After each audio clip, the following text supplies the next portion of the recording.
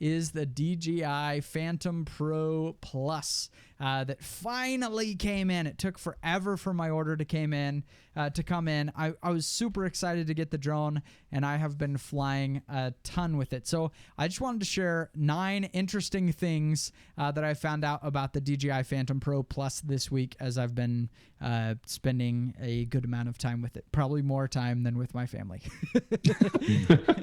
All right, so thing 1, first of all, the obstacle avoidance is fantastic on this thing. So it has cameras and sensors all over the place to help you avoid obstacles. And the Phantom 3 had this, and it's improved on the Phantom 4, and it's made me much, much more confident in my shooting. In fact, there's a new temple being built here in Meridian, and so I've been flying all over the place. So there's this very, very tall building, and then on top of it, there's a statue. And so I flew 200 feet up and then right up to this statue on top of the building. And there's no way I would have dared do that without the obstacle avoidance, because you lose your depth perception. You know, you can't tell how far you are away from things once you're normally flying. So that's been really cool. What's it like on the Phantom 3, Nick? Phantom 4. And the Phantom 4, I'm sorry. Right. And it's the same way. Like I feel like a lot of times it restricts too much. Like if I'm flying and anything is anywhere near the front side of it, it's just like, no way. Mm-hmm. Even like sometimes weeds will stop. Yes. It. Yeah, exactly. It doesn't want to go anywhere near any kind of obstacle, but it has none in the back. So if you fly it backwards at all, you just run into stuff. Yeah. And, talking about that photo that you posted a photo of the statue on top of that. And I thought that was a DSLR shot. Like, I was very impressed because I thought you had just climbed a temple, and because the image quality was amazing. Like that, it seems like it's massively upgraded. Yeah, that's thing 2, I guess, about this is I've bought 3 DJI Phantoms before this one, and every time I heard the camera's so much better, it looks really good, and so I thought, all right, I'm gonna buy, and then I buy, and it's good enough to get nice video, but not good enough for a still image. When you have a still image, you notice image quality way more than you do with video. And so I've messed up 3 times. And this one, I can honestly say, like, I can take these photos and put them in my portfolio, and nobody's going to say, oh, just take that one with your cell phone. Like, it looks, it's really good. Not DSLR quality, but it's really close to that. It's very close to Micro Four Thirds. It's just a tiny step down from Micro Four Thirds image quality. The dynamic range is very impressive. I posted that photo of a sunrise, and I was amazed that it could capture that much dynamic range. That's awesome. So if I'm hearing you correctly about that, every other one you've talked about, you've always said that it doesn't touch using your painter's pole, that you would always stick with your painter's pole. So you're saying that this is the one? No, I think this is the one. I think for a still photographer, it's come of age. And, like you said, for real estate photography, usually I got the Phantom, and then eventually I just stuck my DSLR on a painter's pole, lifted up, and it was just better quality. But this time, I'd rather have the Phantom for real estate. So you're saying that there's going to be a painter's pole on eBay?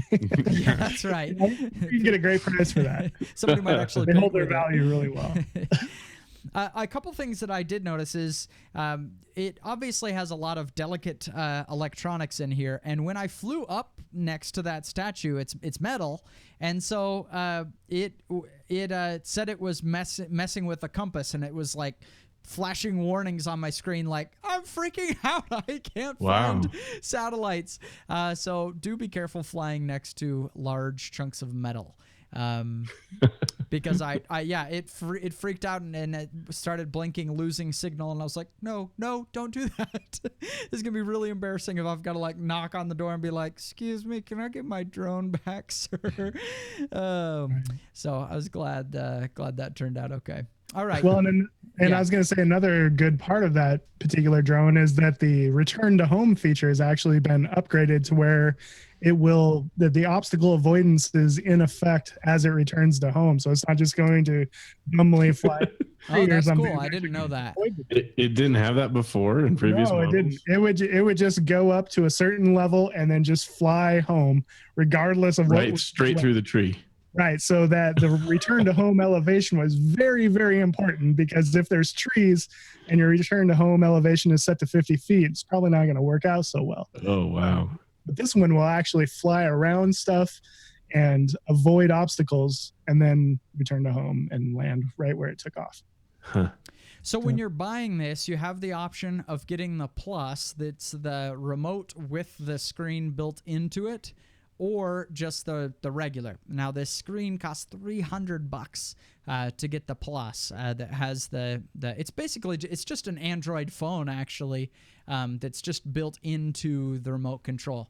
I hesitated on this one because I had the Phantom 3 before, and you just plug a dumb cord from the controller into your phone. And so I thought, why am I going to pay for this? But I kept reading reviews from people that said it would just made it way faster to get up and launch and just use the thing faster. And I thought, that might actually be worth the money, because that is a negative to the drone, is it's a major setup. Put on your props, get it out there, let it acquire GPS, launch, and get up. It takes some time. And so I thought anything that makes it faster is worth it. And I've got to say, if you can swing it, it's worth getting the screen built in. One, it's way brighter than your phone is. And two, everything's just integrated in one thing. All the updates happen for the screen and everything.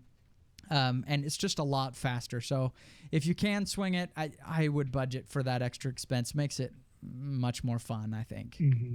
That's cool.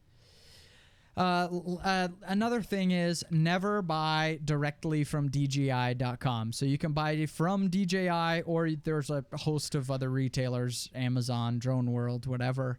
And I thought, well, if I can buy direct from DJI, I'm going to buy direct from DJI. Not something I would recommend. They were terrible. So I bought this the next day. Part of the accessories and stuff that I bought went on a sale for Black Friday, and so it hadn't shipped yet. So I emailed customer support, and you get an automated response back from customer support that says, it's going to take quite a few days before we get back to you. So I was like, well, that's not a good sign. There's no number to call. And then they finally get back to me. I think it was almost a week later. Their sale is still going on. They still haven't shipped my drone. And I said, hey, give me the sale. You haven't even shipped it yet.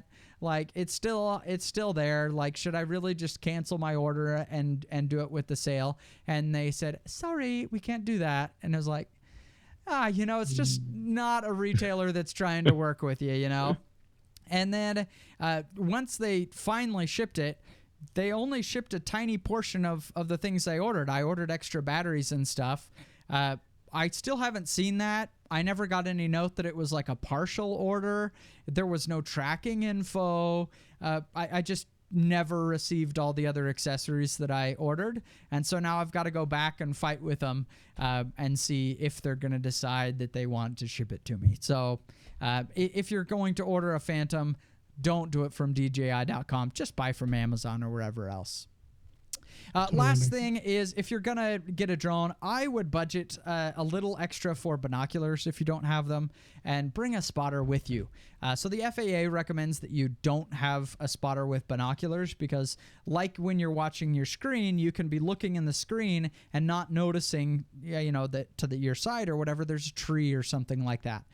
So I like, if I can fly with the spotter, my wife or kids come with me and just have them watch out if I get too sucked into the technology and so I don't crash into something. If they have a nice pair of binoculars, it can save you a crash. Which did happen to me. I did crash it already on the second day I owned it. I was showing off how cool the obstacle avoidance was on this thing to my nephew, and I said, watch this. I can fly full speed into the fence and it will just stop. It didn't stop.